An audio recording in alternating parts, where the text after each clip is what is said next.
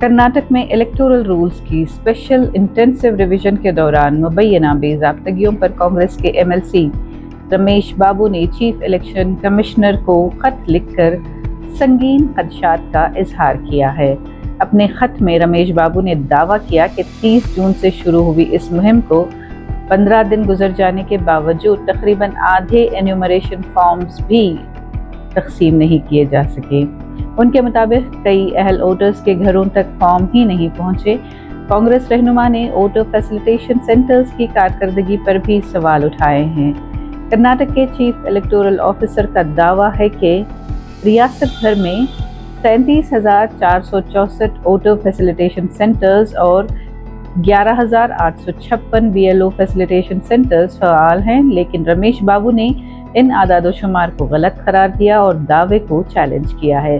उन्होंने election commission से मुतालबा किया कि हर पोलिंग स्टेशन के इलाके में वोटर फैसिलिटेशन सेंटर कायम किया जाए।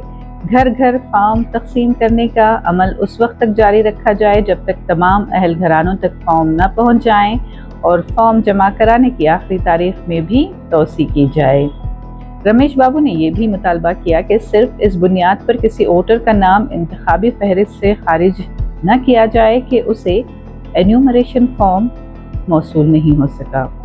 इसके अलावा उन्होंने हर ज़िले में शिकायती मराकज़, हेल्पलाइंस, फॉर्म तकसीम करने की रोज़ाना रिपोर्ट जारी करने और बुजुर्ग शहरियों के लिए घर पर सहूलत फराहम करने की भी सिफारिश की ताकि इंतखाबी फहरिस्तों की नज़रसानी का अमल मुकम्मल तौर पर शफाफ बनाया जा सके।